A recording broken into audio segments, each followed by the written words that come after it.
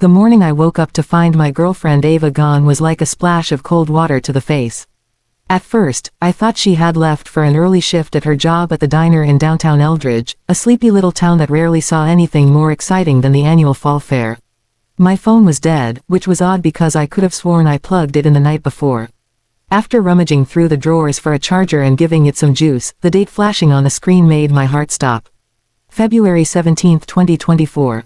That couldn't be right. Last night was February 16, 2023. I stumbled out of bed, my heart racing as I dialed Ava's number, only to be greeted by the cold, impersonal tone of a disconnected line.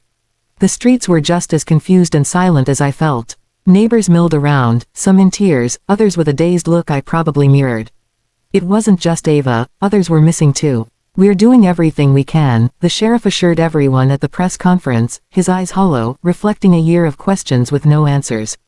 The police investigation stirred up more confusion than clarity. The only common thread was the last thing anyone could recall, a thick, unnerving fog that had swallowed the town whole. Hours turned into days, and with each passing moment, the weight of our collective amnesia pressed heavier. Then the visions started. At first, I thought they were nightmares, fragments of a subconscious trying to make sense of the nonsensical. But when I overheard Mrs. Henderson at the grocery store, whispering about the shadows she'd seen in her dreams, I realized these weren't just personal demons. Others were all seeing them as well. In the days that followed, a makeshift support group formed. We were a band of the bereaved, each of us missing a piece of our lives, desperately searching for answers in a town that had none to give. We met in the back room of Eldridge's library, a space generously offered by the librarian, Sarah, who was missing her husband and children. The meetings began as a way to share information, any leads that the police might have overlooked, but they quickly devolved into something much darker. It was during one of these gatherings, under the sterile buzz of fluorescent lights, that we first spoke of the visions. As the meetings unfolded, a shared narrative began to emerge, pieced together from the fragments of those gathered in the dimly lit back room. It was a story that seemed too bizarre, too otherworldly to be anything but the collective imaginings of a town gripped by loss and confusion. Yet, the details were too consistent, too vivid to dismiss outright. Every account converged on a single scene, a clearing in the woods, enveloped in a fog so dense it felt alive, almost sentient. None of us remembered how we got there, yet the place was eerily familiar, as if it had always been a part of the town's landscape, hidden in plain sight. And at the center of this clearing stood a large stone altar, ancient and worn, its origins lost to time. The memories were fragmented, like shards of glass reflecting pieces of a whole we couldn't quite grasp. But as we shared, the picture became clearer, and a chilling realization settled over us. We had all been there, standing in a circle around the altar, our hands joined in a pact we could scarcely comprehend. As the conversation spiraled deeper into the shared darkness of our memories, I found myself speaking without thought, my voice a stranger to my own ears. It was the only way, I heard myself say, the only way the fog would let the town go. The room fell into a hushed silence, the weight of my words hanging heavy in the air.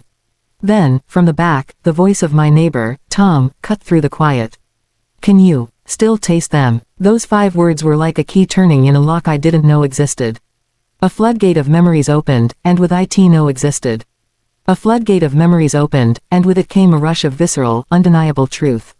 I was back there, in the clearing, the fog caressing my skin with cold fingers.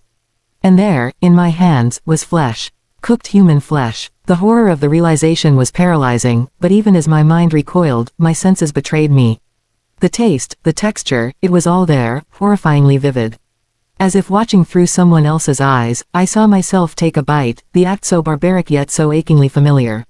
And then I saw it, the remnants of a tattoo on the charred skin. The revelation hit me like a truck, sending me spiraling into a nightmare I couldn't wake up from. The words, "Ava loves Hunter," inked on the charred forearm were unmistakable.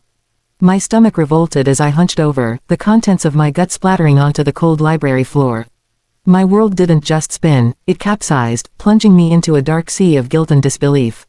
As I tried to catch my breath, gasping for air that suddenly felt too thick to breathe, Sarah's screams tore through the eerie silence of the library. Her cries, raw and filled with an agony that words couldn't possibly capture, echoed off the walls. She collapses into a heap on the floor, her body racked with sobs that seemed to shake the very foundation of the room. "I ate them. My God, I ate my children."